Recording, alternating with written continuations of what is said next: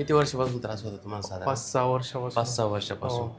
मग आपल्या जानकी स्पाईन सेंटरला आल्यानंतर किती पर्सेंटेज बरं वाटतंय? 40-50% फरक पडला. ओके. हो. कोणतेही मेडिसिन, गोळ्या, औषधं नाही आहेत. नाही. आपल्या थेरपीमध्ये तुम्हाला बऱ्यापैकी आराम हो. मिळाला. 100% कोणी असेल तर मी त्यांना 100% जानकी स्पाईन सेंटरबद्दल बोलेन. बस.